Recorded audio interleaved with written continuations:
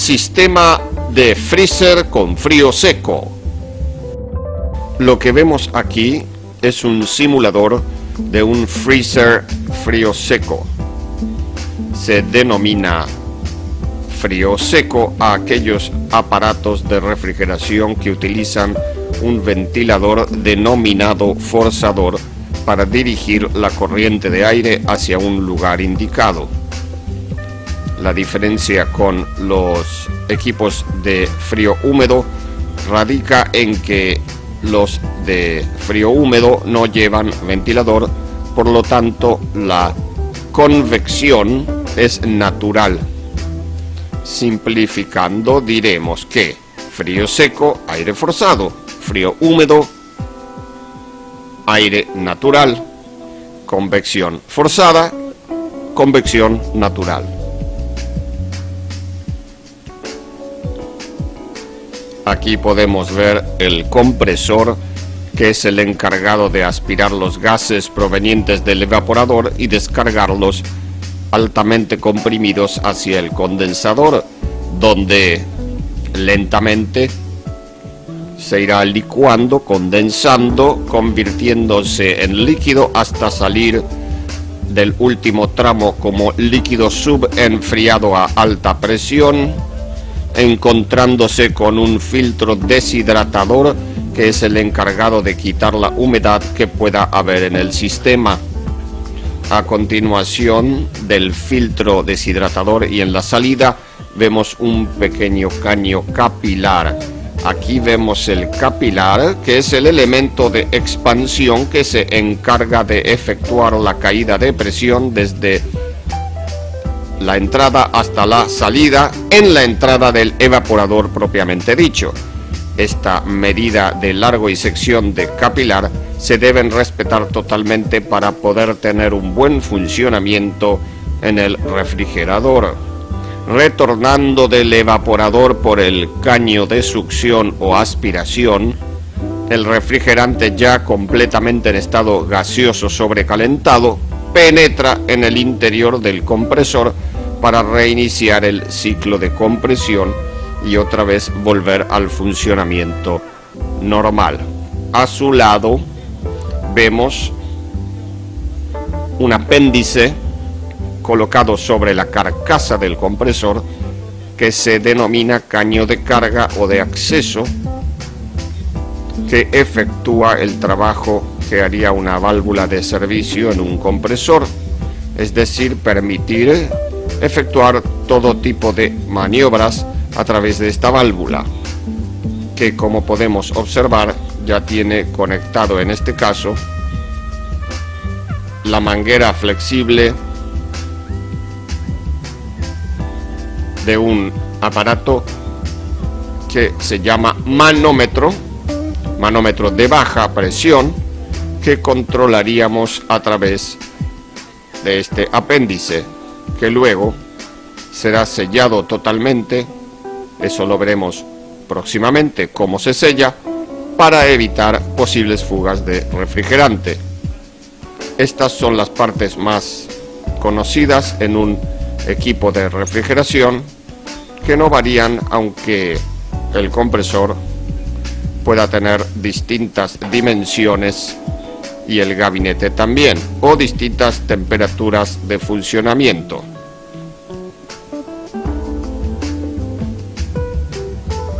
En la parte superior del condensador vemos la iluminación del gabinete interior, que actúa a través de una perilla que veremos luego. Siguiendo con el interior del evaporador, vemos aquí el evaporador con el clásico color del caño de cobre, pero en el frente del evaporador está puesto en posición vertical. Podemos ver una serpentina de color plateado que sería la resistencia para el descongelamiento, que actuará por medio de un timer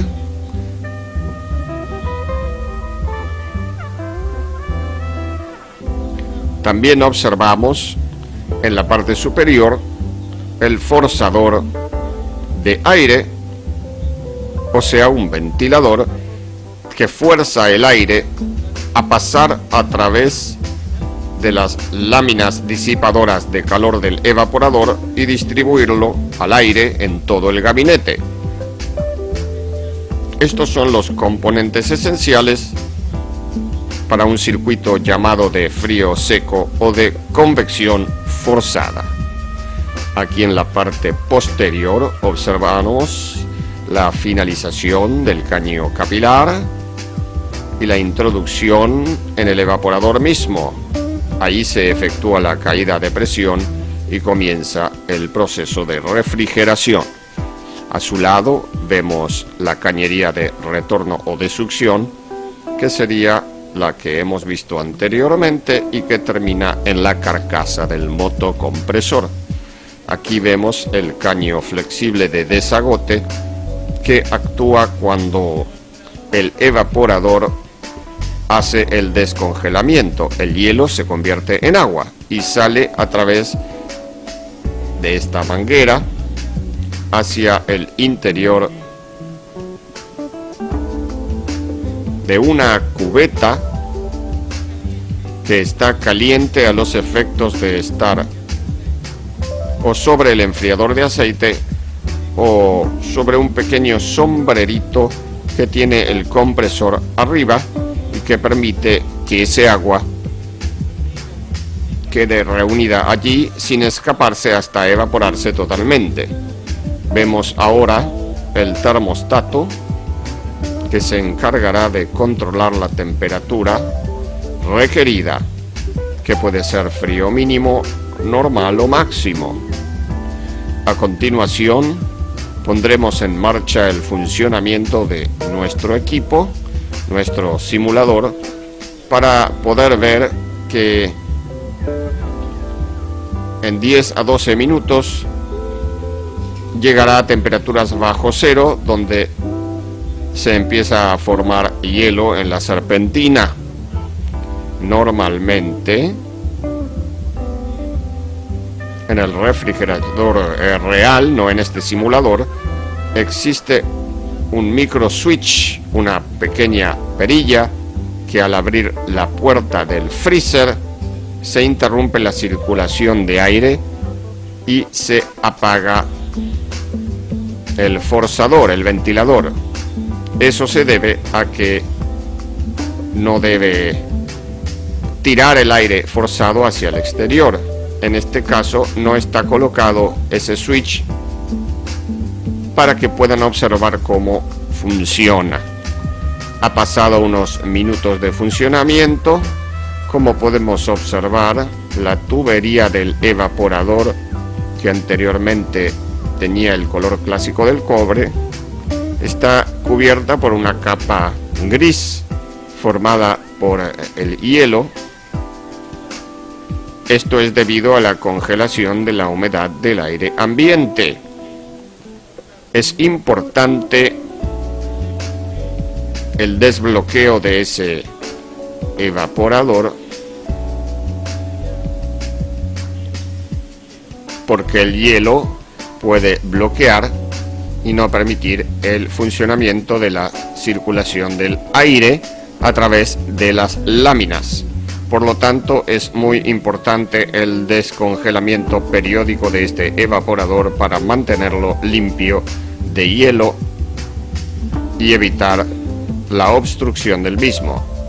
Este compresor originalmente estaba diseñado para trabajar con refrigerante 12, pero debido a los problemas con la capa de ozono se tuvo que retirar este tipo de refrigerante del mercado y se sustituyó por otros gases llamados ecológicos. Este compresor está apto para trabajar con los gases 401A, 401B, 413A y 409A. Estos tipos de refrigerantes, que son mezclas de mezclas, considerados azeotrópicos o zeotrópicos, se decantan, o sea, se separan por su densidad, yendo los elementos más pesados hacia el fondo de la garrafa que los contiene. Por lo tanto, en la carga se debe tener cuidado de cargar con la mezcla justa y no con parte de ella. En este caso estamos utilizando refrigerante 413A ecológico, que es un buen sustituto del R12. Con respecto a la parte eléctrica del motocompresor, diríamos que este motocompresor está apto para trabajar con corrientes de 220 a 240 volts. Es decir, que entre ese voltaje funciona sin ningún problema, teniendo en cuenta que si fuera de 110 volts, por ejemplo, tendríamos que usar un transformador, porque de lo contrario se estropearía la bobina, el bobinado del motocompresor. El compresor está también preparado para trabajar con 50 ciclos de corriente alterna, 50 Hz. Si por alguna casualidad nuestro compresor fuera hecho para 60 ciclos y lo colocáramos en una red de 50 ciclos, el rendimiento se rebajaría en un 20%, porque 50 es el 20% menos de 60 ciclos. O sea que perdería velocidad el compresor, por lo tanto traería menos cantidad de refrigerante en el correr del tiempo. Es importante entonces respetar el ciclaje de la línea. Otra de las cosas que hay que tener en cuenta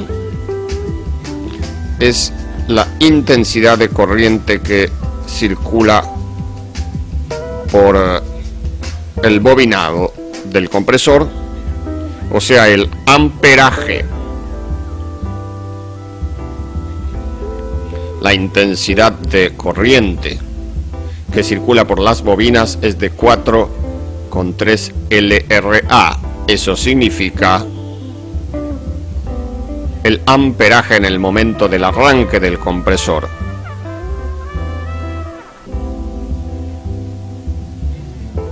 Ese amperaje luego baja al estar funcionando el compresor a aproximadamente un 20% del amperaje. Será el que mantenga durante su funcionamiento normal, o sea, en marcha. Quiere decir que el LRA sería 5 veces aproximadamente el amperaje en el momento del arranque con respecto al de marcha. Veremos ahora los componentes eléctricos que corresponden al motocompresor, constituidos por un relé térmico, un relé que se encarga de conectar la bobina de arranque,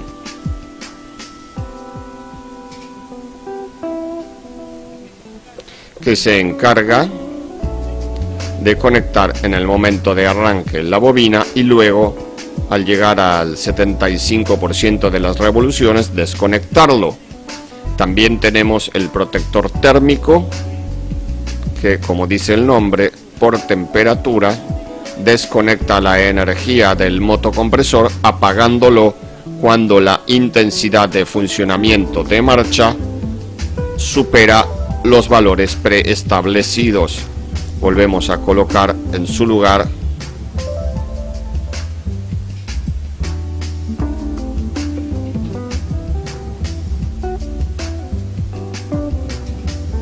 estos componentes.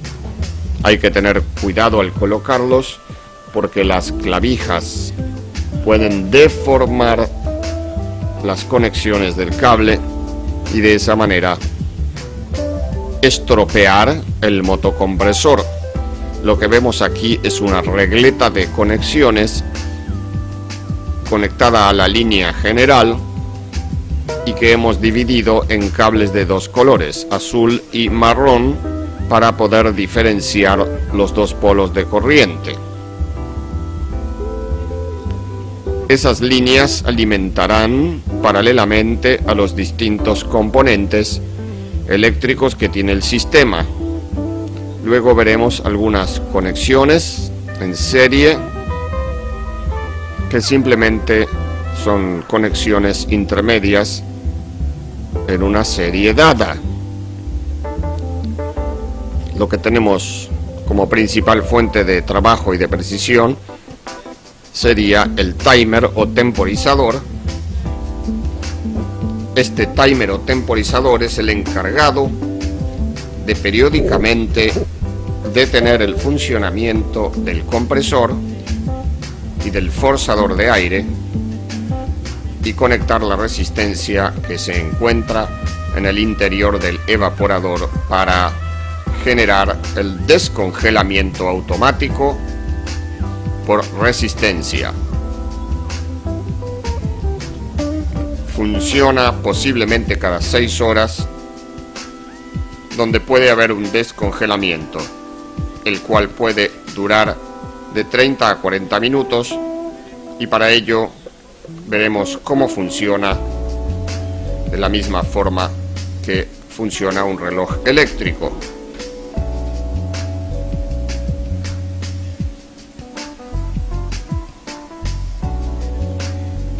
En la parte superior vemos la luz correspondiente al gabinete, que al cerrar la puerta se oprimirá el contacto, el microinterruptor, y detendrá la circulación de corriente hacia la luz, apagando la lámpara. Ahora está como si estuviera abierta la puerta. Aquí tenemos un aparato importante. Es un térmico bimetálico, un termostato bimetálico. Es un sensor que va ubicado en la parte fría del evaporador, en la más fría, y conectado eléctricamente en serie con uno de los extremos de la resistencia para que no alimente con corriente la misma si la temperatura del evaporador no es lo suficientemente baja como para producir un descongelamiento. Es un protector de la resistencia. Ahora veremos el ventilador en la parte trasera con sus conexiones eléctricas y también un termostato que sería el encargado de controlar la temperatura. Viendo la parte trasera del simulador, nos encontramos con el termostato, que es una serie que cuando el termostato corta interrumpe el funcionamiento del motor. Vemos el sensor, que es el encargado de recibir la temperatura y dar la orden para el corte del equipo a distintas temperaturas. También tenemos, siguiendo hacia el centro, el forzador de aire, la parte de atrás, el ventilador, y aquí tiene sus conexiones eléctricas.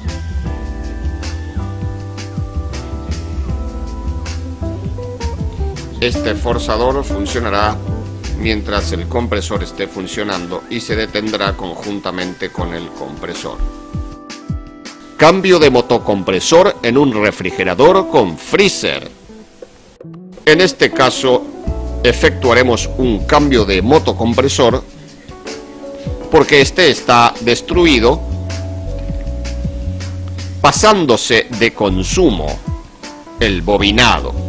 Suponemos que fue a causa de un recalentamiento, pues al no detener la marcha y trabajar sin refrigerante, se recalienta demasiado,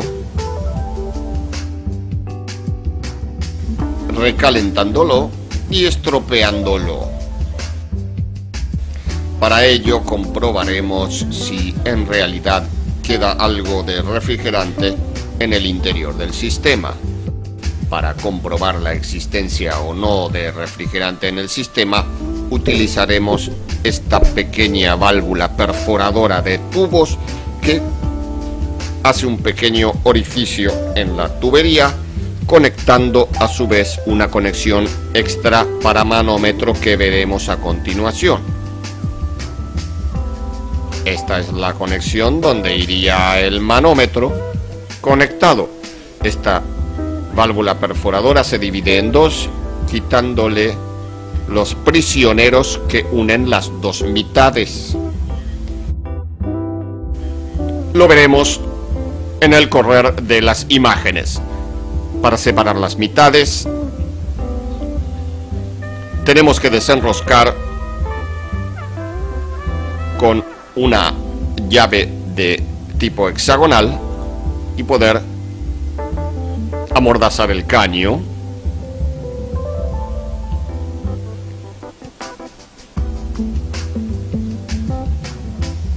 Con ambas mitades.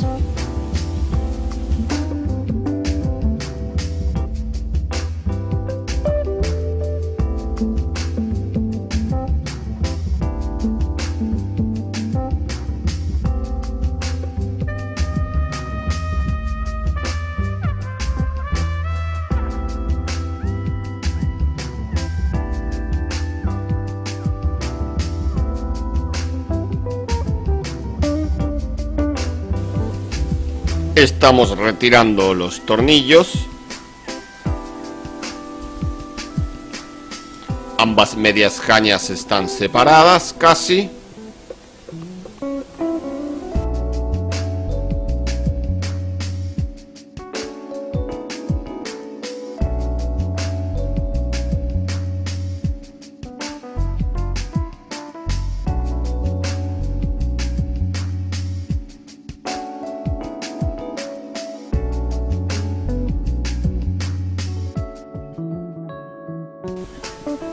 Para distintas medidas de tuberías tenemos un casquillo suplementario que puede utilizarse según el diámetro de la tubería a utilizar, que puede ser 1/4 de pulgada, 5/16 o 3/8.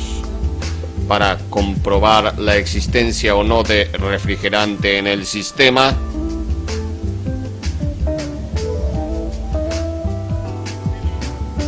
colocamos un suplemento de 1/4 de pulgada en este caso para ajustar la mordaza y que no pierda refrigerante en caso de que hubiera.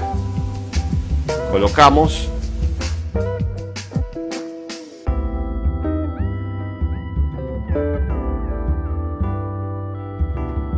terminando de apretar la válvula perforadora de tubos, quedaría lista para impulsar en avance hacia adelante el implemento que perforará el caño, pero antes debemos conectar la manguera de nuestro manómetro.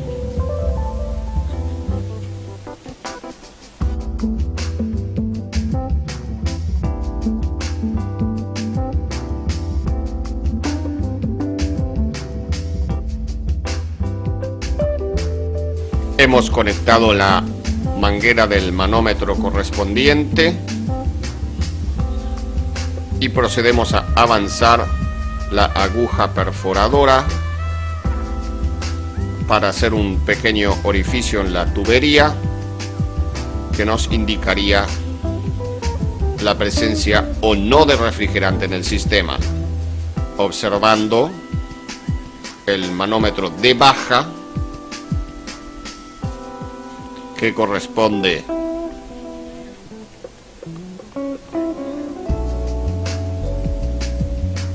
al color azul, podemos observar que no hay presión en el sistema, por lo tanto es nula prácticamente la presencia de refrigerante. Una vez comprobada la no existencia de gas en el sistema, retiramos los elementos que hemos utilizado.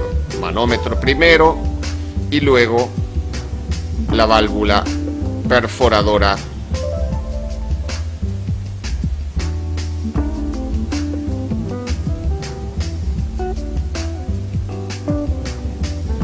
El siguiente paso es poder cortar los caños para liberar el compresor del sistema.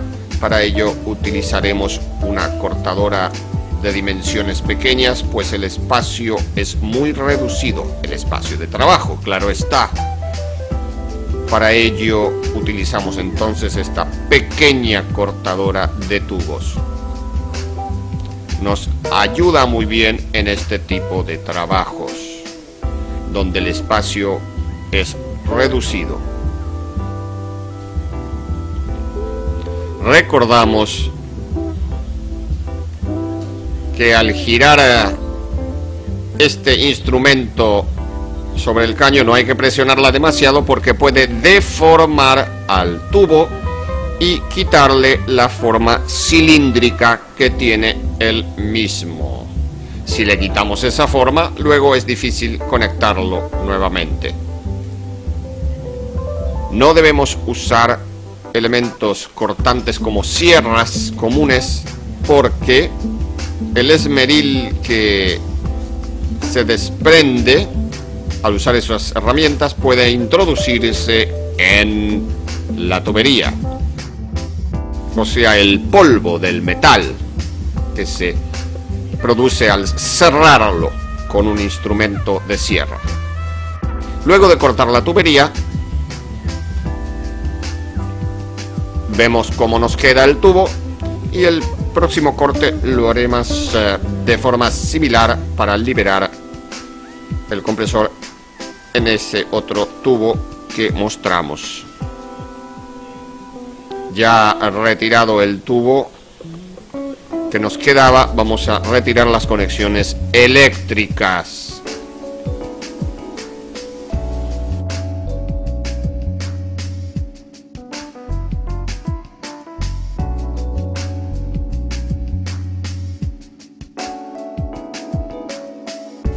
Hemos retirado el relé y el térmico, los componentes eléctricos.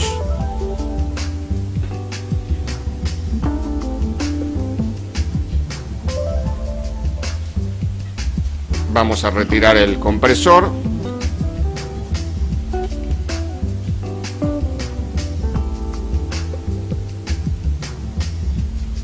Ya retiramos el compresor, dejando listo el sistema para la próxima operación, que es la colocación del nuevo compresor. Pero antes haremos una serie de servicios. Limpieza de cañería. Antes de colocar el compresor nuevo en su lugar, procederemos a la limpieza de la tubería, tanto del evaporador como del condensador, suponiendo que debido al recalentamiento pueda haber ocurrido alguna descomposición química del refrigerante e incluso del aceite lubricante. Para ello utilizaremos un sistema de barrido compuesto por líquido refrigerante 141B, el cual será impulsado por una pequeña presión de nitrógeno. Procederemos ahora a separar el tubo capilar del filtro para, a través de él, que pase el líquido 141 para que ascienda hacia el evaporador. Para ello cortamos el capilar en su extremo y luego procedemos a soldarle una conexión de 1/4 de pulgada para poder introducir el líquido a través del mismo. Ahora procederemos a limpiar y cortar el extremo del capilar, recordando que lo habíamos sellado con la pinza. Para poder limpiarlo utilizaremos una pequeña telita de esmeril, como podemos ver aquí. Lo limpiamos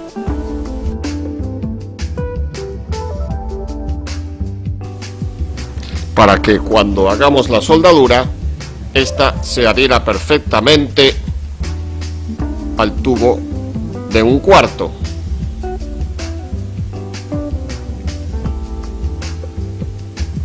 El próximo paso es marcar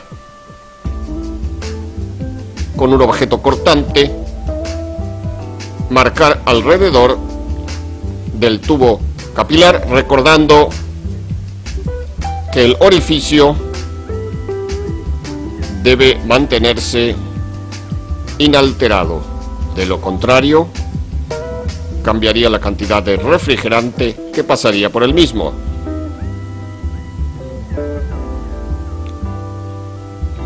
Hemos cortado, mostramos el extremo del capilar, vemos que el orificio está inalterado, está perfecto. Seguidamente haremos una balona en este caño de 1/4 para colocar en el otro extremo del capilar. La balona ya hemos visto anteriormente cómo se realiza. Dejamos un par de milímetros de caño saliendo por sobre la superficie de la balonadora. Luego introducimos el expandidor de caños, en este caso es cónico.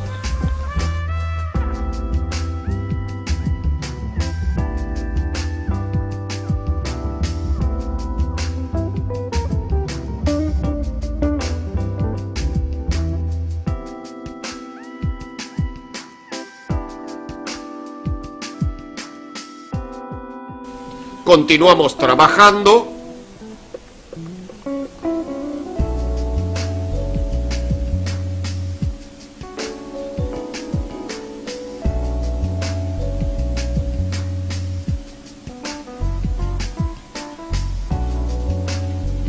Vean aquí lo que hemos realizado. Todavía no ha terminado de expandirse, de abocardarse la balona. Debemos presionar aún más. Repetiremos la operación. Bueno, terminando con la balona,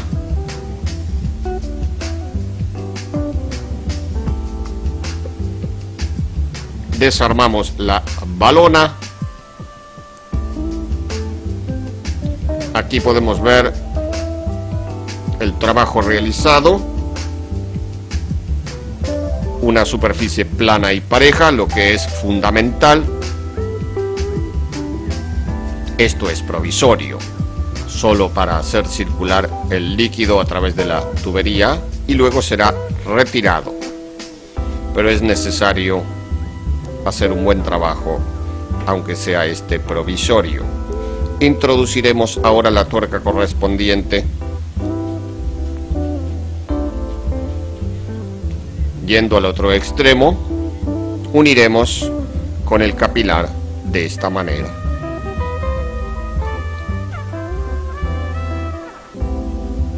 Dejando una buena porción de capilar, una buena longitud de capilar, para evitar que alguna sustancia extraña cuando soldemos pudiera obstruir ese pequeño pasaje del tubo capilar. Como dijimos, el tubo capilar es el elemento de expansión, por lo tanto debe estar limpio, porque el líquido refrigerante avanzará solo por ahí. Apretamos un poco para que se afirme mejor.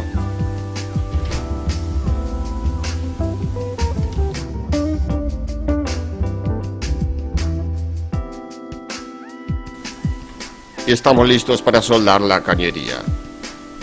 Procederemos a la soldadura de capilar.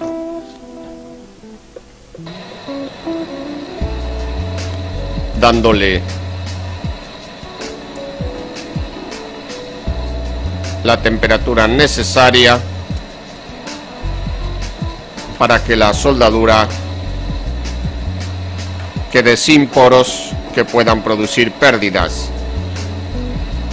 Usamos una varilla de plata con cobre, una pequeña cantidad de plata y una cantidad bastante respetable de cobre. Esperamos a que quede rojo y luego tocamos simplemente calentando lo menos posible para que no se ocasionen escorias que puedan obstruir el pasaje en el interior de la tubería.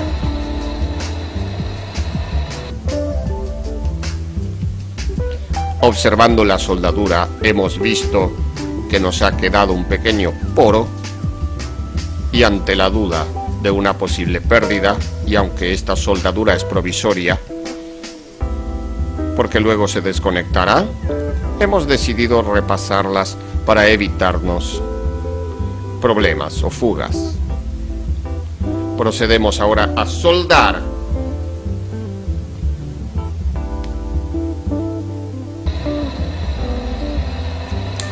Encendemos el gasómetro.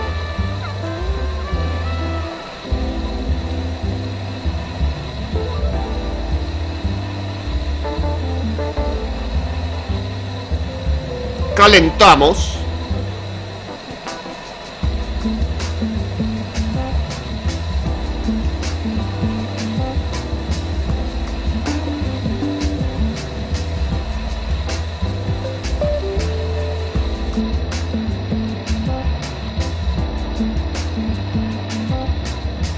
Hay que tener entonces cuidado de no calentar demasiado porque se puede obturar, cerrar el pasaje dentro del capilar. La soldadura ha quedado perfecta, sin pérdidas, y todo listo para efectuar el próximo paso, que es introducir el líquido 141, un agente limpiador de cañerías y tuberías, y expulsarlo a través de la cañería con la presión generada por nitrógeno, teniendo las precauciones que veremos más adelante. Una vez soldado el caño de 1/4 para la conexión de un filtro, que veremos en el siguiente paso, hemos conseguido un filtro desarmable con un fieltro especial de tela para que ningún tipo de impurezas que pase a través del mismo, porque de lo contrario correríamos el riesgo de obstruir el caño capilar, que es uno de los elementos que deberemos limpiar utilizando el líquido 141B que vemos aquí, y que será luego impulsado por una pequeña presión de nitrógeno en estado gaseoso. Como podemos observar, tenemos aquí un pequeño tubo de ensayo en el cual pondremos una cantidad de líquido para luego ver si no quedó introducido en el interior alguna cantidad del mismo. Llenamos el tubo con cierta cantidad, que no debe ser mucho,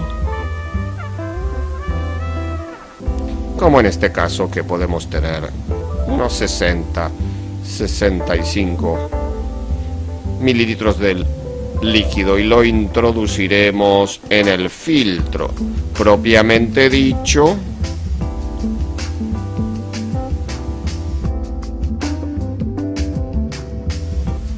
Se puede derramar y se evaporará fácilmente. Estos líquidos son totalmente evaporables. Se puede perder una pequeña porción, siempre se sabe. Introducimos el fieltro en su lugar. Sellamos con la junta correspondiente y procedemos a colocar la balona con su tuerca correspondiente en el extremo del filtro donde se encuentra la unión.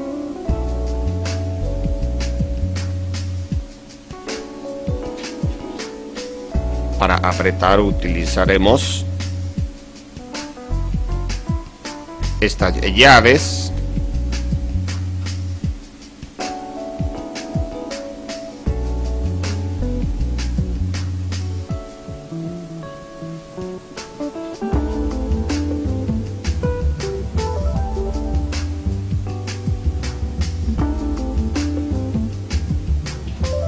Terminando de ajustar la balona con su correspondiente tuerca, procederemos ahora a introducir en el extremo del filtro la correspondiente manguera flexible para que el nitrógeno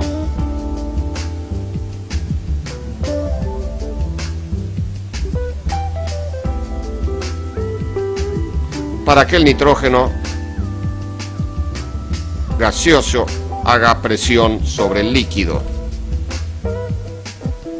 y que recorrerá la cañería del sistema para saber si el líquido sale con un estado de limpieza total o parcial. Introduciremos en el otro extremo, a la salida del evaporador, el mismo tubo de ensayo para la carga del filtro, para en este caso observar no solo la limpieza, sino también si sale la cantidad aproximada que hemos introducido anteriormente. Luego de haber conectado el filtro correspondiente y el líquido 141B, procedemos a abrir el tubo de nitrógeno para impulsar el líquido 141 a través del capilar y del evaporador, saliendo este por la tubería de succión, que en el extremo siguiente tenemos un tubo de ensayo para que se acumule el líquido que va a ser arrastrado por el nitrógeno. Lo que se podría llamar de purga o barrido. Vemos, al abrir la válvula del tubo, dos presiones. Una alta, que indica la presión interior del tubo, y una muy baja, que es la que indica la presión con la que estamos utilizando en este momento, trabajando en este momento, y es un par de kilos sobre centímetro cuadrado, unas 30 libras sobre pulgada cuadrada. Con esa presión estaría suficiente para realizar este barrido. No habría peligro de explosión de ningún tipo y el trabajo está seguro, pero hay que tener mucho cuidado con esto. Pasando 10 a 15 minutos, ya el nitrógeno ha comenzado a impulsar el líquido 141B a través de toda la tubería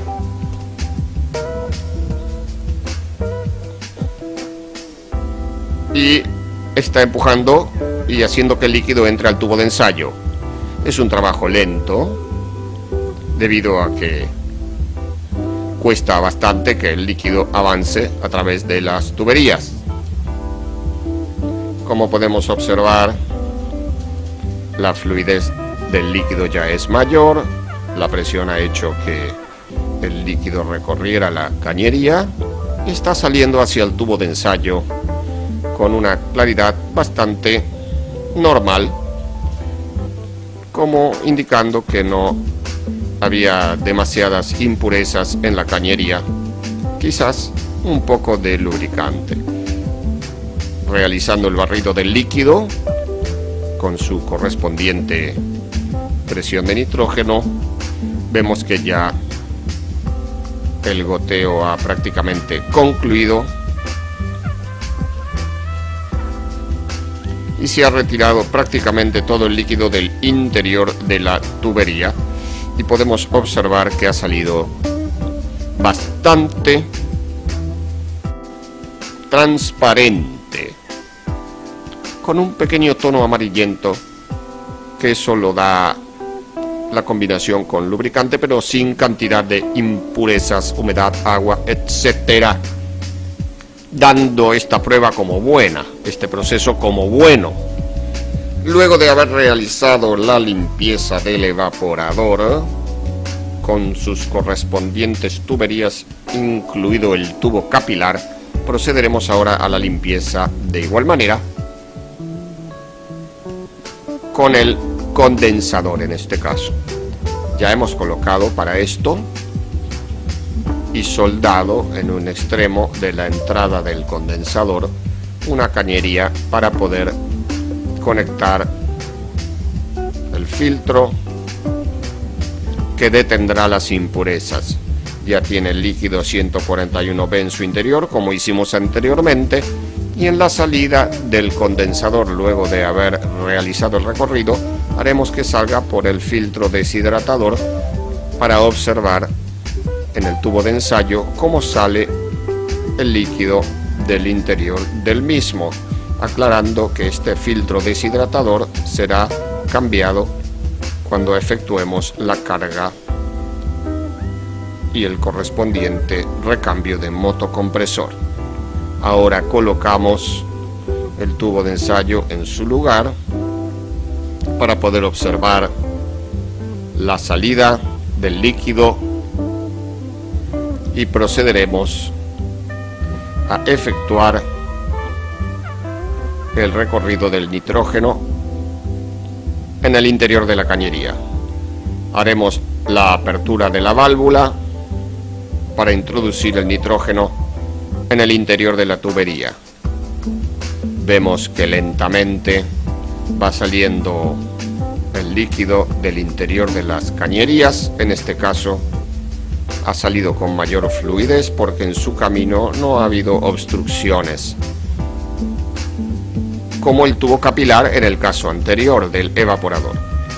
Estamos observando que el líquido sale bastante limpio y claro, señal que no hay cantidades de impurezas importantes o aceite, por ejemplo.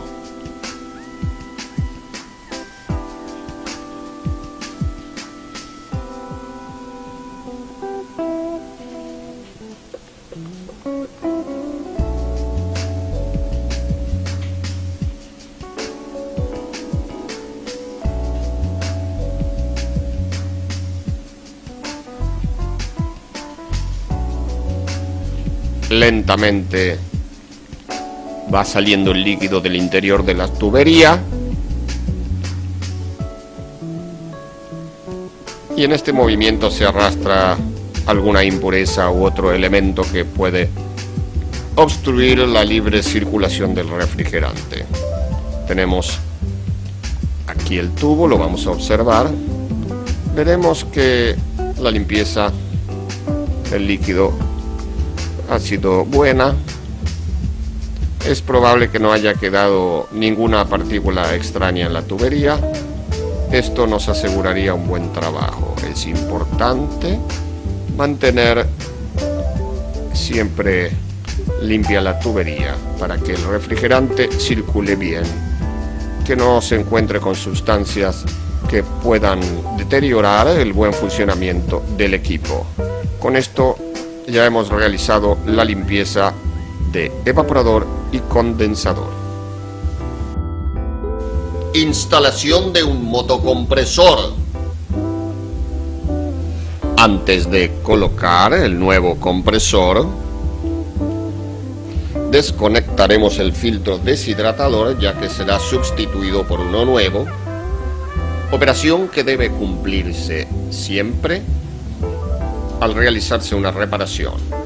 También quitaremos el trozo de caño que hemos colocado para hacer la limpieza en el condensador, porque allí irá otro caño de dimensiones más largas y también nuevo. Es conveniente en este caso desoldarlo suavemente .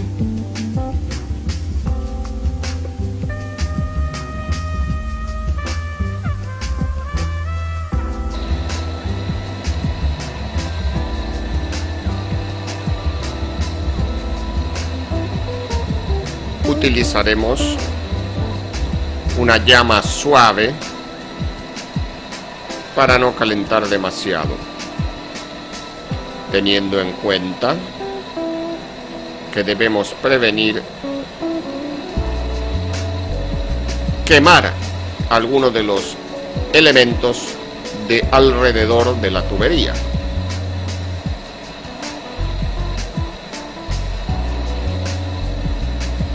Hemos retirado el filtro, comenzaremos a calentar el caño para retirar también a este caño de su lugar y poder introducir otro de mayores dimensiones. Hay que tener mucho cuidado porque la temperatura se mantiene durante largo tiempo en este tipo de materiales, que es el cobre. Acá tenemos el compresor para efectuar las soldaduras, caño de aspiración, luego el caño de alta, luego el caño de acceso o de carga. Para ello utilizaremos soldadura de plata y, si es necesario, algún tipo de fundente.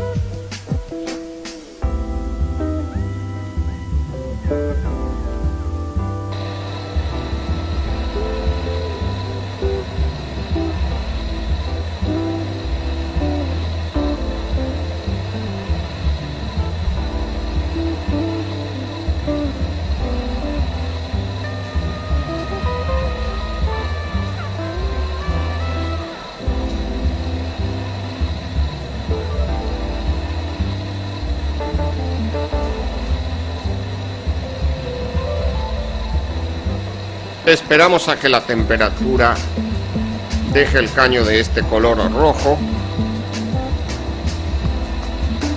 para poder aplicarle la soldadura.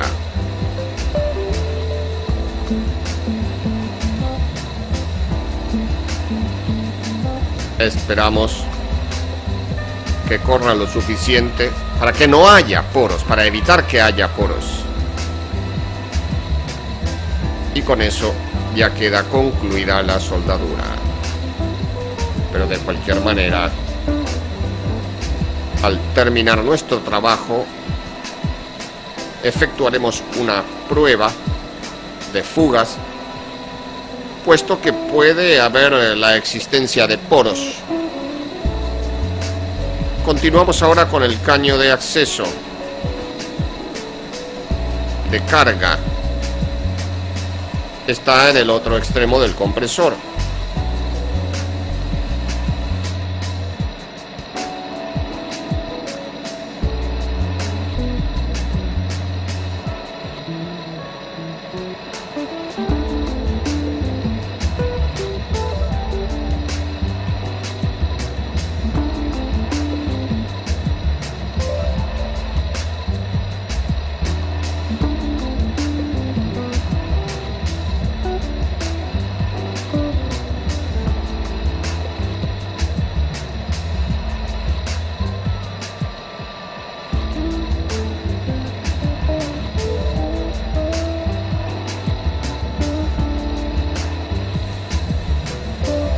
El siguiente paso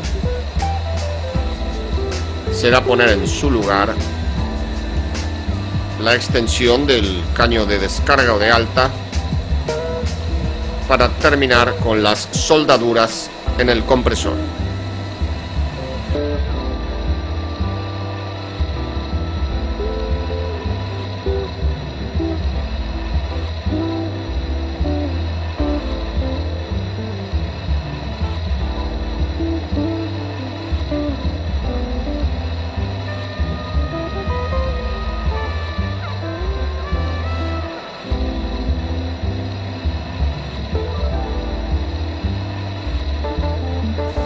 Hemos concluido con las soldaduras como primer paso.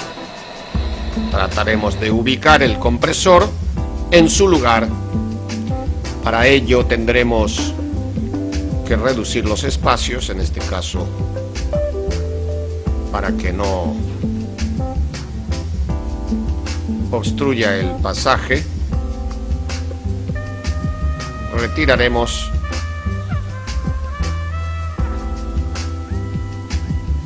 lo que obstruye y ubicamos el compresor en su lugar.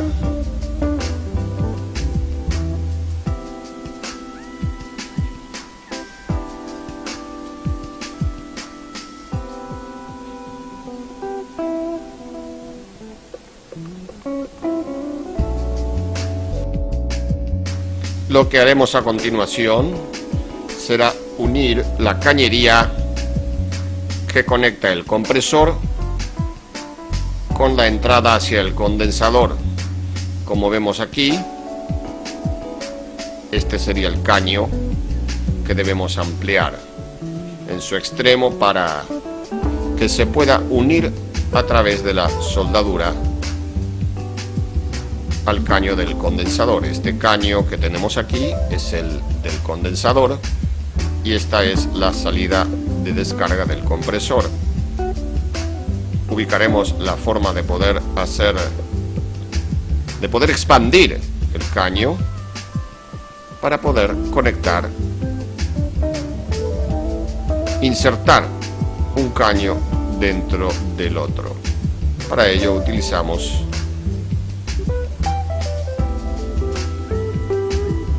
el expandidor de caño, recordando siempre que los caños se expanden, mientras que los líquidos y gases se expansionan.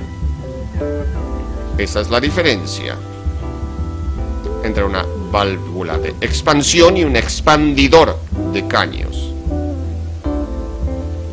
Cuando queda demasiado larga la apertura del caño, es muy probable que tienda a torcerse, a doblarse hacia un lado u otro. Por lo tanto, no es conveniente dejarlo tan alto.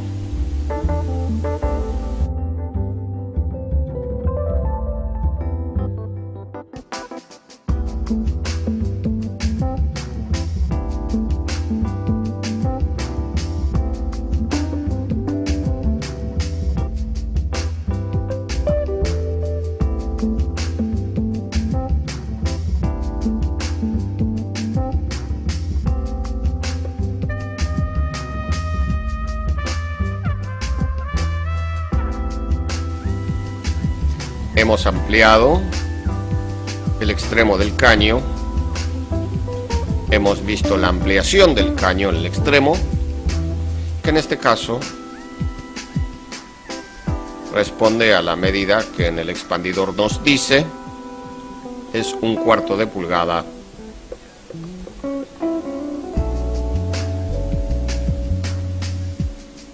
Medida que corresponde al extremo del condensador o de la tubería del condensador. Retiramos la mordaza de la balonadora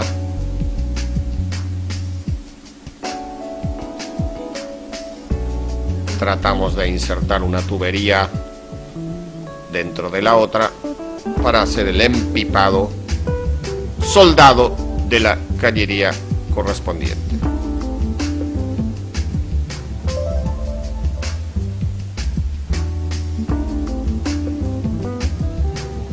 Una vez ubicada la tubería en su lugar, vamos a calentar el caño o los caños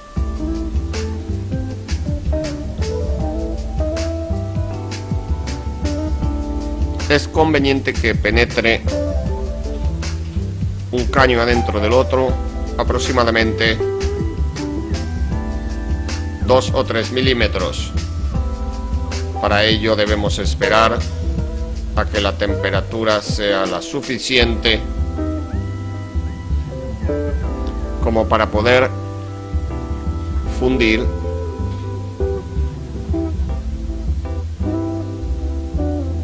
la soldadura y luego poder agregar la soldadura correspondiente, o sea, fundir la soldadura que estaba para poder agregar la correspondiente.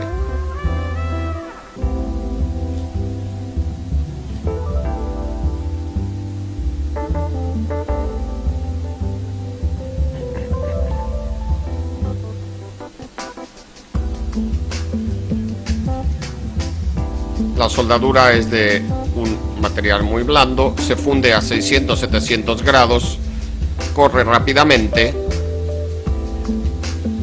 sellando la tubería. Pasaremos a instalar ahora el filtro deshidratador, que como podemos observar, tiene una flecha que indica el pasaje del líquido, la dirección en la que circula el líquido, y que también podemos observar está sellado totalmente en sus extremos para evitar que cualquier humedad pudiera atacar el material llamado sílica, que es el que absorbe la humedad que pasa a través del filtro. Lo que haremos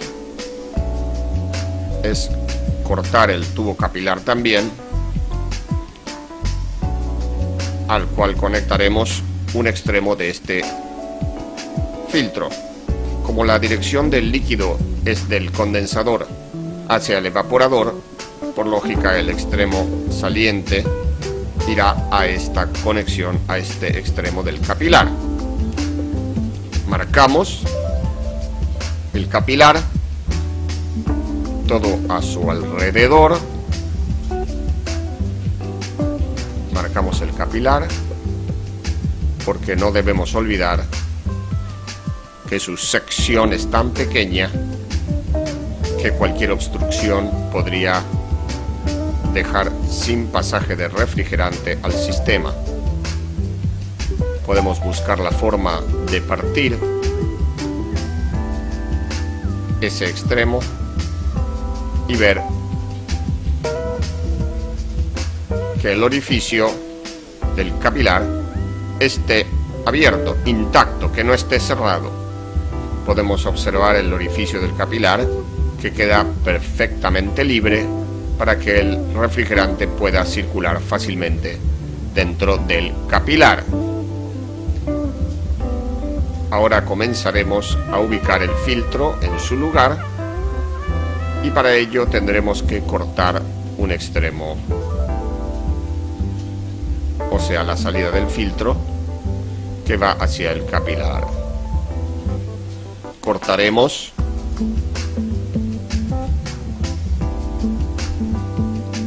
el extremo del filtro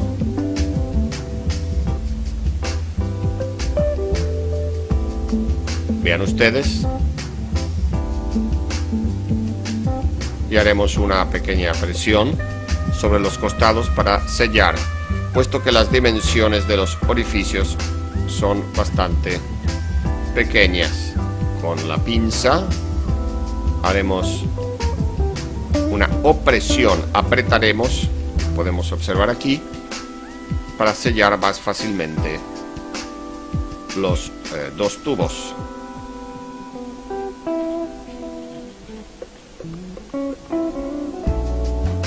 Y poder soldar la tubería. Para efectuar una mejor soldadura utilizaremos como soporte la balonadora,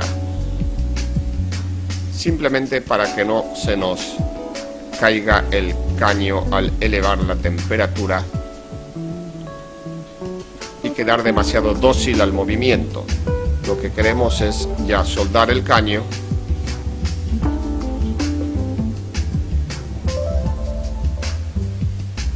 encenderemos el soplete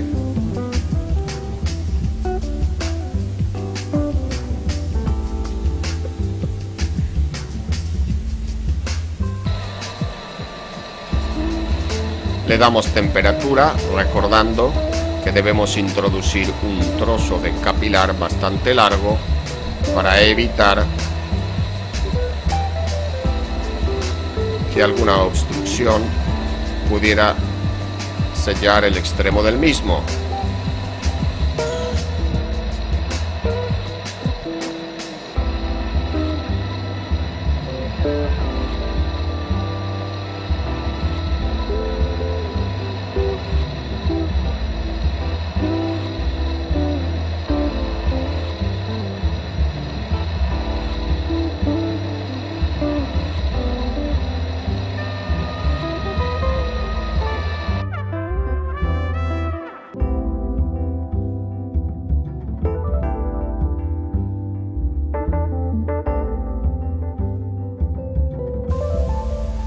El próximo paso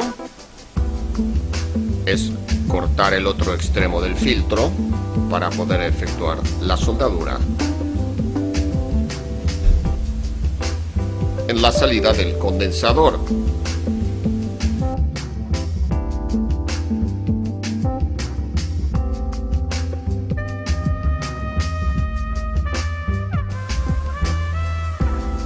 Hemos visto que el corte quedó muy bien. Intentaremos de introducir a este en la tubería.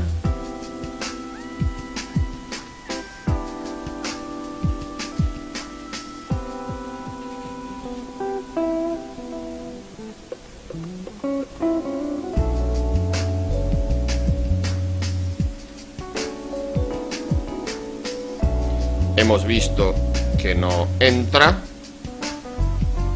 Nos encargaremos de reformar por medio del expandidor de caños. Agrandaremos entonces el extremo del caño para permitir la fácil inserción de un tubo adentro del otro.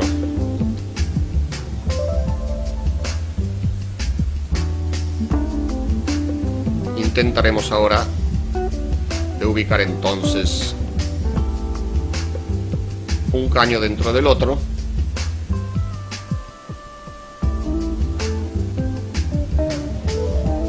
para asegurarnos de que la soldadura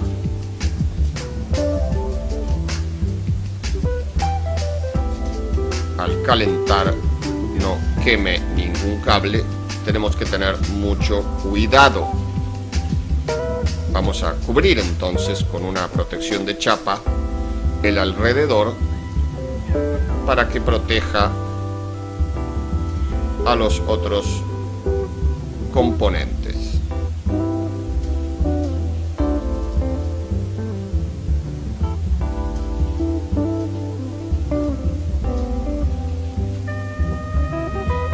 La próxima operación es básicamente soldar esta tubería, evitando quemar objetos que se encuentren alrededor.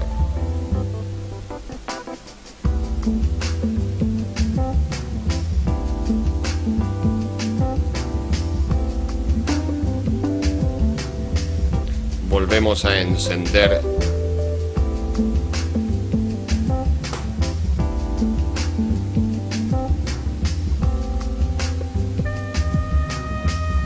el soplete, le damos la potencia necesaria, usamos la misma soldadura que utilizamos anteriormente.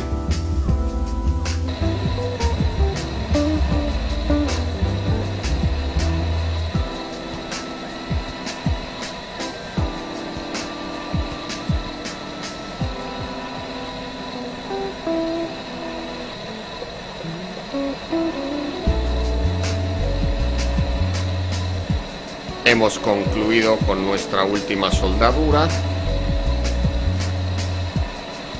y hemos unido las tuberías. Dejamos enfriar para poner en orden todos los tubos en su lugar y probaremos luego fugas posibles que pueda haber en la tubería. La fuga de refrigerante es algo común, hay que tener mucha precaución para evitar males mayores. Una vez terminada la soldadura, trataremos de ubicar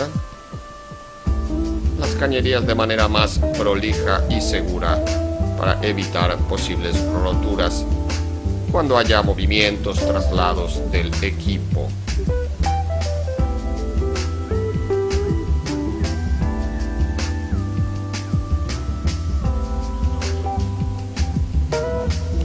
Estamos acomodando, ordenando.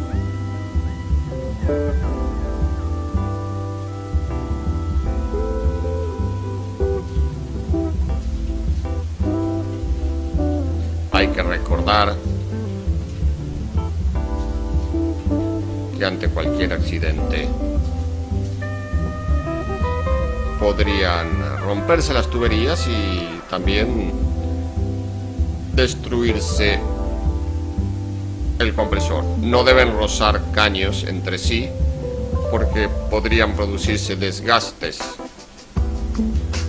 donde la cañería, con la vibración del equipo, se desgastaría, ocasionando pérdidas que terminarían dejando sin refrigerante el equipo. Lo que haremos a continuación es poner una válvula tipo Schrader o de retención en el tubo de acceso del caño de carga para poder efectuar distintas maniobras sin tirar el refrigerante. Esa válvula de retención permitirá mantener el refrigerante sin desperdiciar una sola gota. Colocaremos ahora la válvula de carga tipo Schrader, válvula de retención. Permitirá que entre el refrigerante pero que no salga, solo si descomprimimos un pequeño óvulo. Apretamos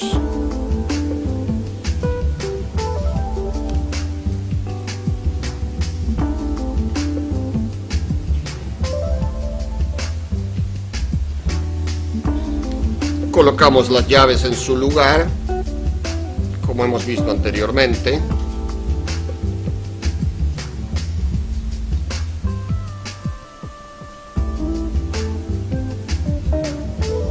Ya hemos apretado nuestra válvula y ahora colocaremos el manómetro correspondiente al lado de baja. Como podemos observar, tiene una especie de apéndice central que permite desplazar el óvulo del interior de la válvula Schrader. Hemos colocado el manovacuómetro. Pondremos ahora la conexión correspondiente al caño de carga.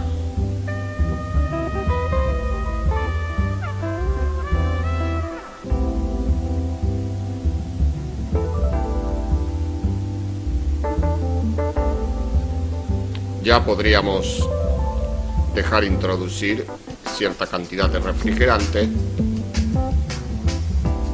en el espacio interior de la tubería.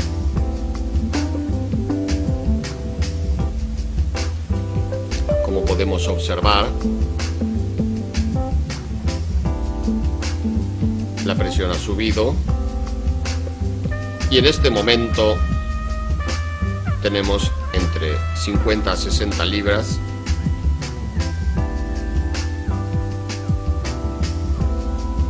dejaremos sellado nuestro espacio para ver si aparecen pérdidas en las uniones, en las soldaduras, etc.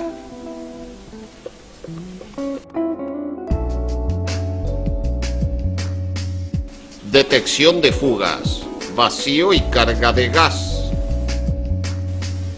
Una vez introducido el refrigerante en el sistema, pasaremos a probar posibles fugas de gas utilizando para ello un detector electrónico que, como podemos observar, consta de un sensor y un detector que enciende la luz y aumenta el sonido cuando se encuentra ante la presencia de una fuga.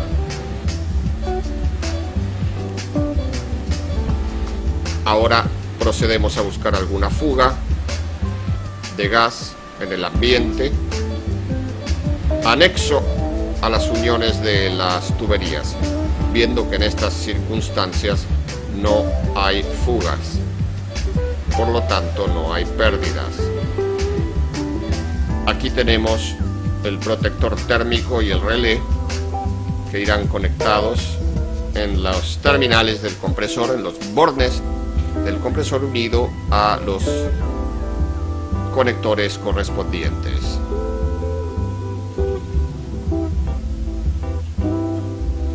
Conectamos el térmico y ahora conectamos el relé.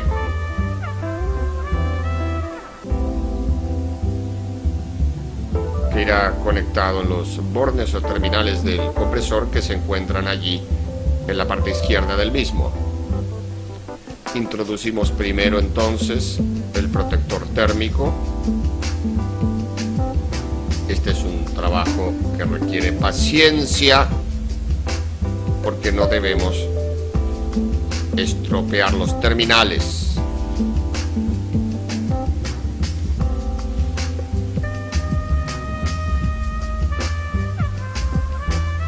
Acompañando el térmico,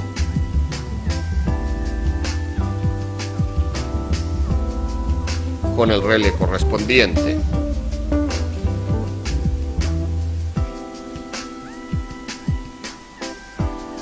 Hemos puesto provisoriamente los cables para poder hacer funcionar el equipo y comprobar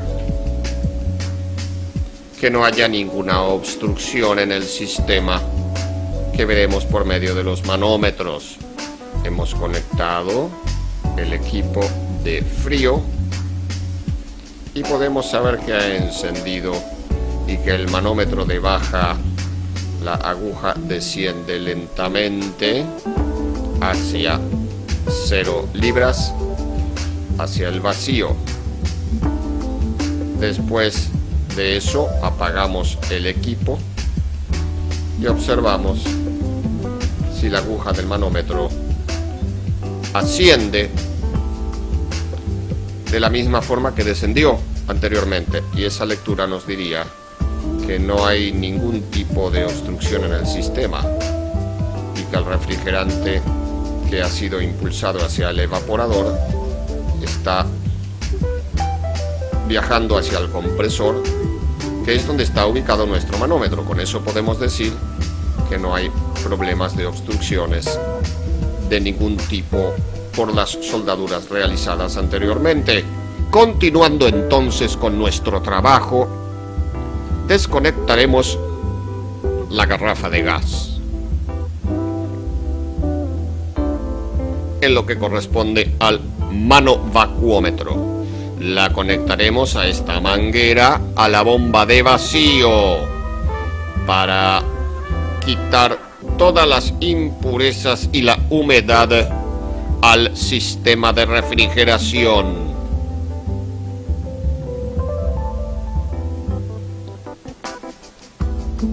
Para que quede en condiciones de realizar la recarga del refrigerante correspondiente, libre de todo tipo de impurezas, elementos que no se condensen y posible humedad, que es el enemigo número 1 de la refrigeración: la condensación de humedad dentro del circuito.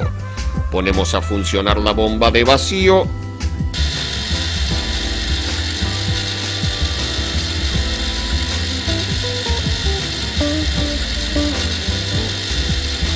Estamos abriendo la manivela del manifold para comunicar la manguera azul con la amarilla y poder introducir a través de la bomba el aire hacia el exterior.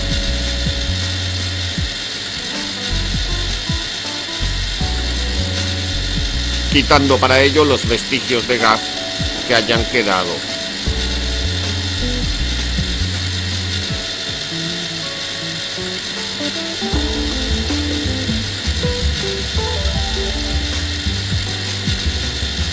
Para ayudar la evaporación de la posible humedad que pueda estar en el interior del sistema, aumentaremos un poco la temperatura para ayudar a que la bomba en forma de vapor extraiga el agua que pueda haber en el interior del sistema. Para ello calentaremos en ciertas partes el condensador y otro poco en el compresor.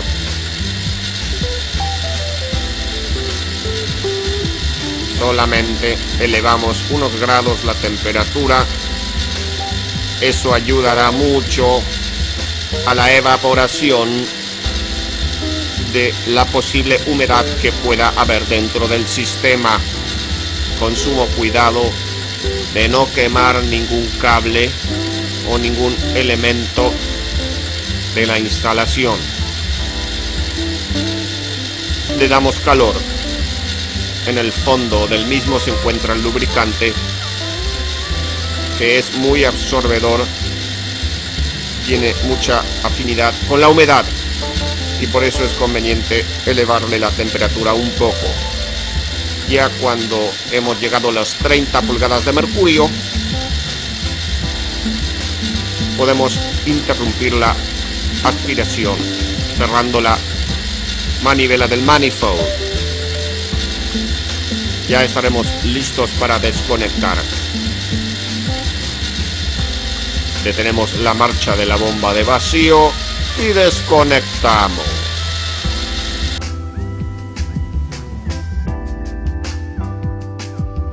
Conectamos ahora la manguera de servicio a la garrafa del refrigerante. Abriremos la válvula de la garrafa. Haremos ahora la purga o barrido para quitar del interior de la manguera flexible la cantidad de aire que hubiera, e inmediatamente abrimos el manifold para permitir la entrada del refrigerante al sistema. Vemos que la aguja muestra el aumento de presión, que se detendrá en su movimiento cuando se equiparen las presiones en el interior del sistema, conjuntamente con la presión que contiene la garrafa del refrigerante. Luego de pasado un tiempo, cerramos la válvula de la garrafa. Observamos que la aguja del manómetro se detuvo, está inmóvil. Eso quiere decir que la equiparación de presiones entre interior del sistema y la garrafa que contiene gas refrigerante es la misma. Por lo tanto, no entra más refrigerante al sistema. Y esto será para reintroducir más cantidad. Deberemos poner en funcionamiento el motocompresor para que aspire el gas por la línea de succión y comience a hacer circular el refrigerante por toda la unidad. Debemos de tener cuidado de no dejar trabajando este compresor en vacío, pues no es conveniente que trabaje de esa forma, ya que levantaría el lubricante del fondo del cárter del compresor y eso sería perjudicial para el compresor. Si quisiera bajar de 0 hacia pulgadas de mercurio, debemos dar más refrigerante para mantener las presiones en forma positiva. Hemos visto aquí que estamos bajando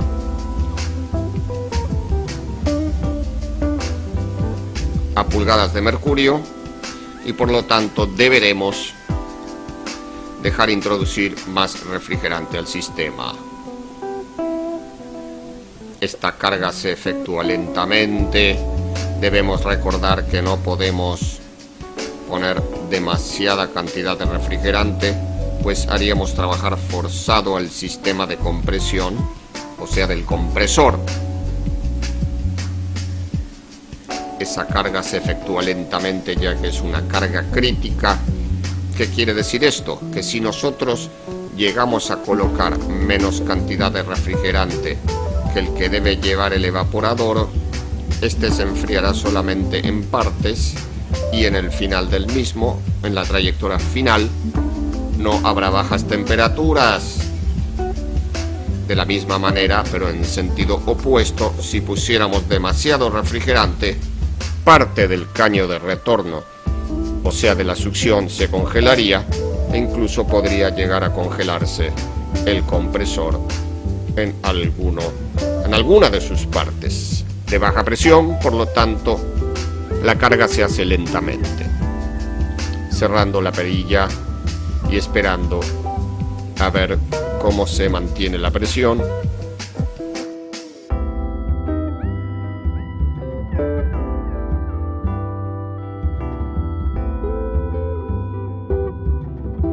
Estamos trabajando con 2 o 3 libras sobre pulgada cuadrada. No debemos trabajar en pulgadas de mercurio, pues trabajaríamos en vacío, sino en libras, que son presiones más allá de la atmósfera. Debemos abrir más, introducir más refrigerante.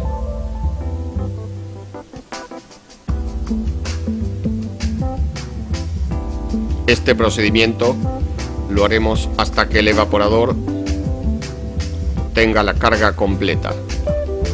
Tendremos que ir cargando refrigerante hasta que desde el principio al final del evaporador tengamos una temperatura, un ascenso de temperatura de principio a final de aproximadamente 5 grados, que es el sobrecalentamiento normal de cualquier sistema de refrigeración.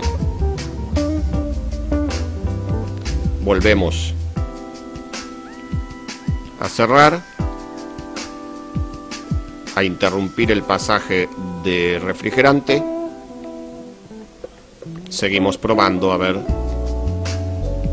si trabaja en presiones positivas. El ajuste de la carga la haremos sobre el evaporador mismo en los próximos momentos de la instalación, cuando veamos el interior del gabinete y podamos tomar medidas de temperatura por medio de un termómetro. Existen varios métodos para efectuar una carga ajustada, ya que estas cargas son críticas. No deben tener ni más ni menos cantidad de refrigerante que lo indicado. Una manera sería poner la cantidad que el fabricante dice según balanza, pero sucede a veces que no tenemos balanza o no tenemos los datos del fabricante. Por lo tanto, uno de los métodos más prácticos, ya que el evaporador es difícil de verlo cuando se está congelando, es pasarlo de carga como estamos haciendo en este momento. Estamos viendo que el caño de retorno se está poniendo blanco. Quiere decir que no hay prácticamente sobrecalentamiento y eso es debido a un exceso de gas. Para ajustar la carga deberíamos comenzar a quitarle un poco de refrigerante al sistema para llegar a que la temperatura del evaporador sea la normal, con un sobrecalentamiento positivo de 5 o 6 grados de diferencia entre entrada y salida del evaporador. Como vemos ahora, el caño se está poniendo prácticamente todo blanco. Eso nos habla de un exceso de refrigerante, con el peligro de arrastrar gotas de líquido al interior del compresor y con el correr del tiempo arrastrar el aceite del fondo del compresor hacia el evaporador, Por lo tanto, no es recomendable que esto quede permanentemente, sino que se debe quitar refrigerante hasta que la temperatura de succión cerca de la introducción del caño en el compresor pueda ser de 10-12 grados centígrados en invierno, como así también puede ser en verano de 30 y 35 grados de temperatura en épocas veraniegas, una temperatura de succión de 18 a 20 grados de retorno. En verano, obviamente, recordando que el refrigerante que retorna al compresor es el que se encarga de enfriar al sistema interior para mantener el funcionamiento. En este caso no podemos observar al evaporador porque lógicamente tendríamos que desarmar todo el frente, que veremos posteriormente, pero lo que haremos es comenzar a retirar un poco de refrigerante hacia el exterior para ajustar la carga con la cantidad necesaria, sin excedernos tampoco en la fuga del refrigerante, ya que podría quedar con poco refrigerante. Procedemos entonces a aflojar un poco el flexible de carga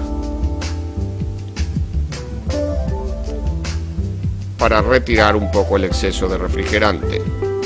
Este proceso se hace lento y se da lento, por lo tanto demorará unos minutos hasta que el hielo desaparezca totalmente de la tubería de aspiración. Hemos extraído un poco de refrigerante y ha pasado algunos minutos y vemos que lentamente la congelación tiende a desaparecer. Como hemos visto, va subiendo el descongelamiento y eso deberá ser hasta casi la entrada o la salida del evaporador, en realidad, con cuidado de no excedernos en esta fuga, porque si no nos faltaría refrigerante. Pasados ciertos minutos, hemos visto que la congelación ha desaparecido. El escarchado ya no existe. Podemos considerar que la carga está justa. Por lo tanto, ni quitaremos más ni cargaremos más. Solamente nos quedaría sellar el acceso al caño de carga, que es por el cual hemos efectuado todos los procedimientos de carga. Para ello vamos a desconectar el manómetro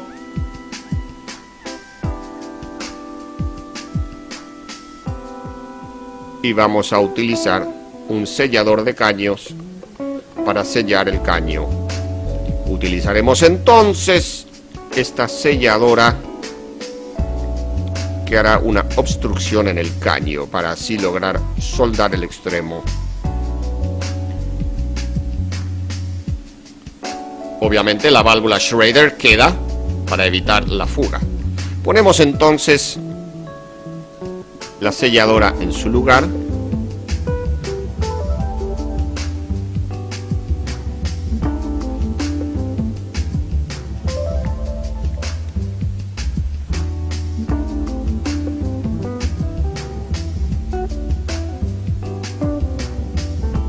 Buscando poder amordazar al caño y a su vez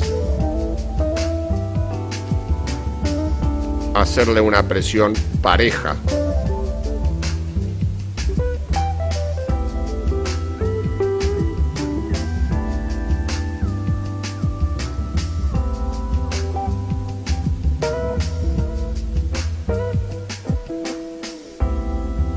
Y comprobamos si ha quedado sellado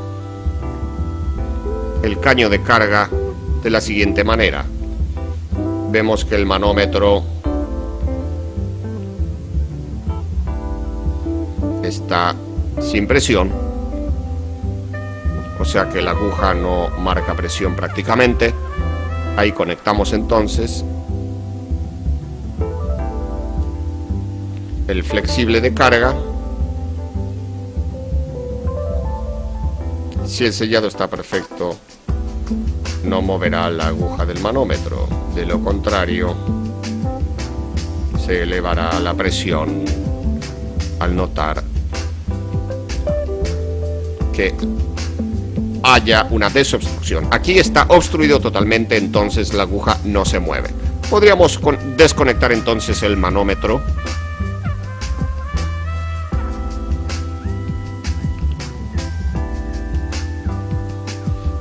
Cortar el caño de carga, luego de la válvula Schrader o Schrader.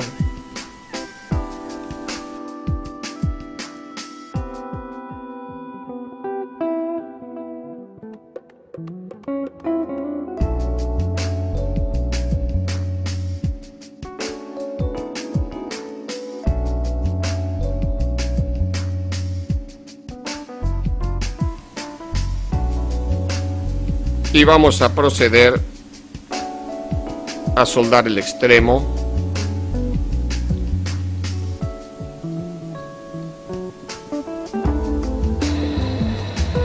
de nuestro caño de carga.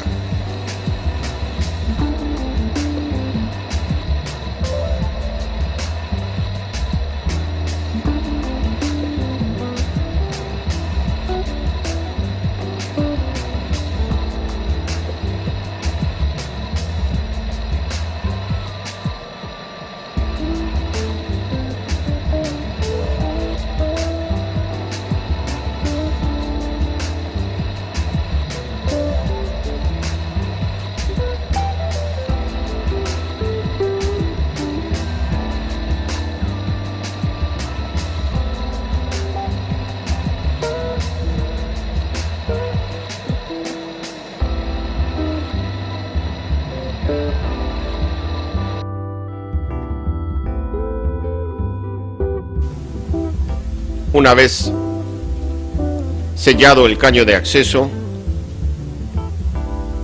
quitaremos la selladora y ubicaremos el relé con su correspondiente cable en el lugar, pues este en el momento de soldar se retiró, se cayó. Para ello hemos tenido que detener el equipo. Quitamos la pinza selladora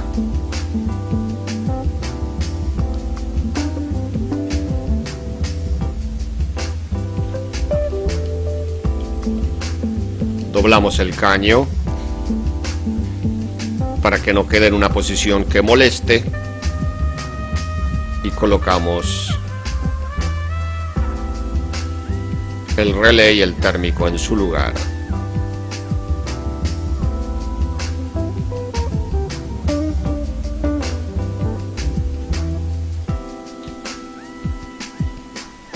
La conexión en este caso es indiferente, puede ir uno sobre el otro,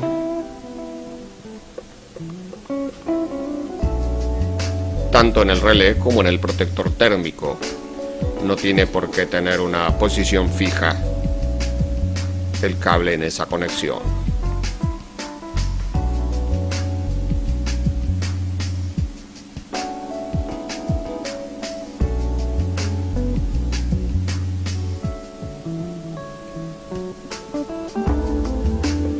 Hemos efectuado la conexión nuevamente de relé térmico. Hemos quitado la selladora de caño y ha quedado concluido el trabajo en la parte de vacío y carga de gas y sellado de la unidad. Elementos interiores del freezer. Vemos ahora una vista de frente del freezer para conocer sus distintos componentes, elementos que se ubican en su interior. Lo que vemos aquí es una rejilla que se encarga de distribuir el aire en distintas direcciones en el gabinete, forzado por un ventilador, y que a su vez ese aire es absorbido a través de las perforaciones que se encuentran en el interior y que no se ven en este momento porque están en la ubicación opuesta a la cámara. Podemos quitar el distribuidor de aire. Vemos que no tiene ningún tipo de registro o damper que pueda modificar la corriente de aire.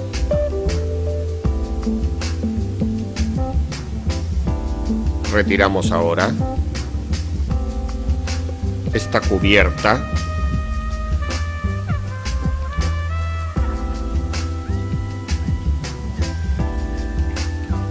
Vemos algunos de los componentes.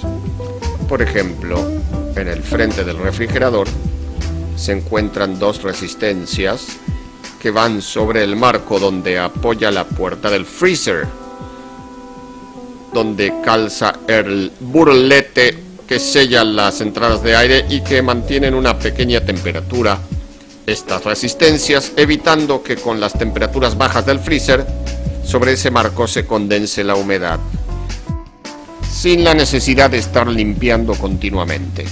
Para ello, directamente las resistencias se encargan de evaporar la posible humedad que haya en el aire.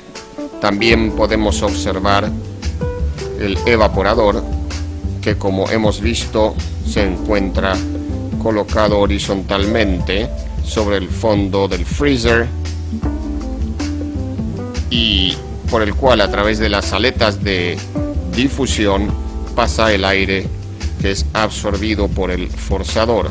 Ese forzador, que es un ventilador, un motoventilador, se encuentra en el fondo del refrigerador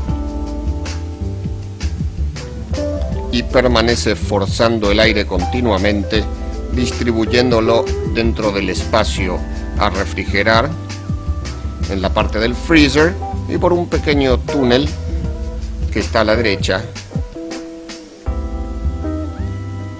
Fuerza una pequeña cantidad de aire hacia el interior del gabinete de conservación, o sea, la parte de la heladera, de la nevera, del refrigerador, donde no precisa temperaturas bajo cero, como es en el caso del freezer. También debajo del evaporador, cubierto por el evaporador, por eso no se ve, tenemos una resistencia que periódicamente, cada 6 horas aproximadamente, esa resistencia calienta el evaporador para quitar el hielo que se forma en el mismo y evitar un posible bloqueo. El agua que se forma al descongelarse el evaporador se va por un pequeño desagote a una bandeja que se encuentra en la parte inferior del refrigerador. Esos son algunos de los elementos que constituyen el sistema general, y debemos decir que en algún tipo de refrigeradores también encontramos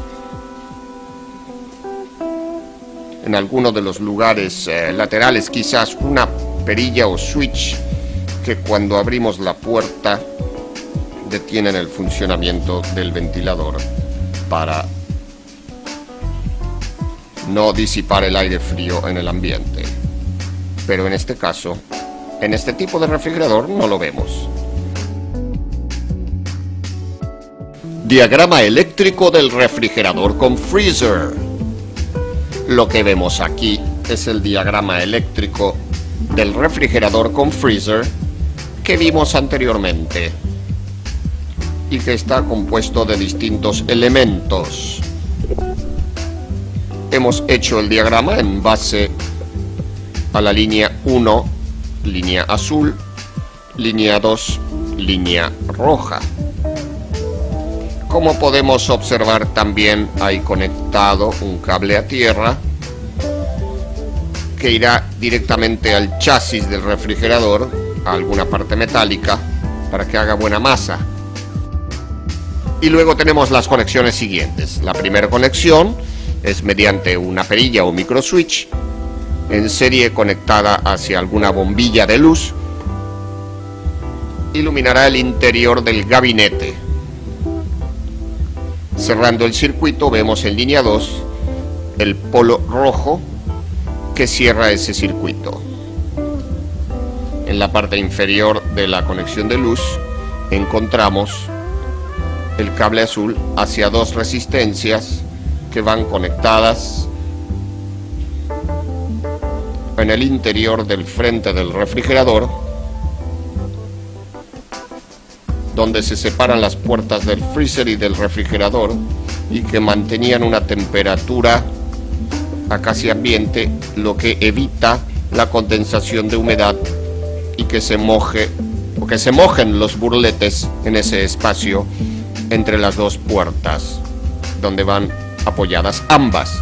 Como vemos, también se cierra el circuito por el cable rojo. A continuación vemos sobre el cable azul un termostato que depende de la temperatura, será el que detiene la marcha cuando la temperatura ha llegado a los grados indicados o elegida para mantener ciertos elementos refrigerados en el interior. Y como podemos observar, ese termostato alimenta también una resistencia que en este caso irá entre el techo del refrigerador, el fondo del freezer. Es la aislación que separa el freezer de la parte del refrigerador convencional para evitar condensación de humedad y para evitar que gotee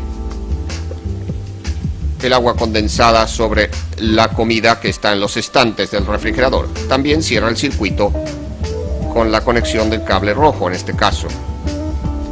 Mientras el termostato esté funcionando, esté conectado, habrá continuidad en esa resistencia. El paso siguiente, la conexión siguiente, siguiendo siempre hacia abajo, es un cable conductor que iría al motor del timer, que es un reloj, un temporizador, que se encarga de generar periódicamente, cada 6 horas aproximadamente, el descongelamiento del evaporador, conectando una resistencia y descongelando, quitando el hielo para evitar el bloqueo del evaporador.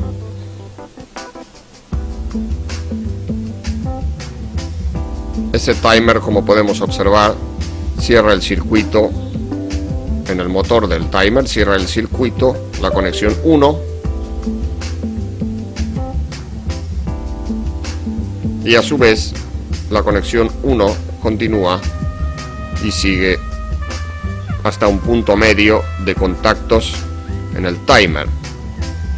Ese punto medio es común al 2 y es común al 4, dependiendo de la posición del timer en las horas que esté indicado el descongelamiento. ¿Cómo funciona esto? Es sencillo. Digamos que normalmente el timer está conectado en la posición 4 con la 1 y por lo tanto saldría corriente del timer hacia el forzador del evaporador, hacia el forzador del condensador y hacia el motocompresor, o sea, la bocha, que es la que funciona moviendo el refrigerante. El timer logra eso cada tantas horas, logra detener el funcionamiento dejando sin corriente a la conexión 4 y conectando la conexión 2.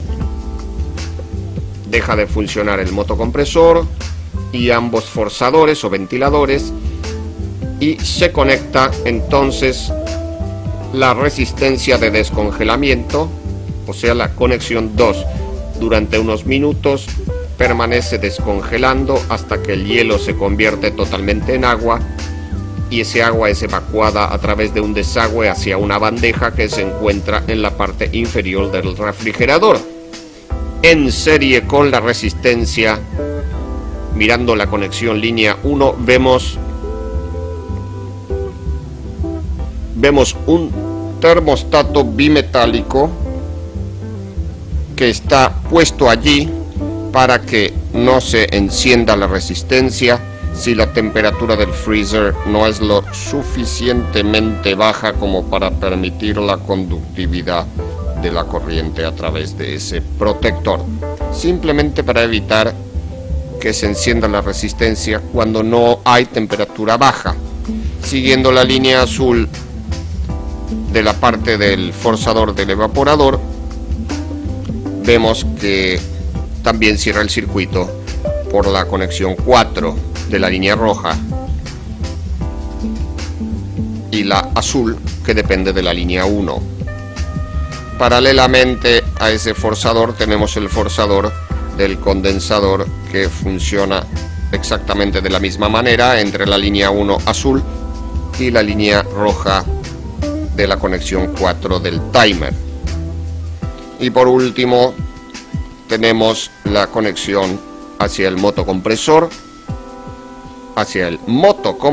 que podemos observar un relé PTC que comunica lo que sería marcha o trabajo directamente, y a su vez a través del semiconductor que tiene este PTC a la bobina de arranque para conectar el encendido del motor.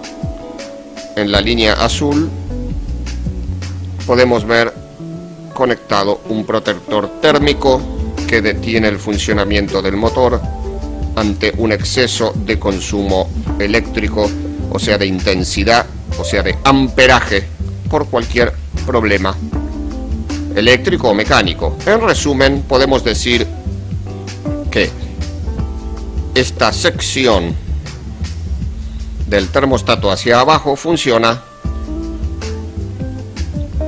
con relatividad al termostato. Si está conectado, funciona todo el sistema. Si el mismo está desconectado, detiene todo el sistema, incluido la conexión del timer.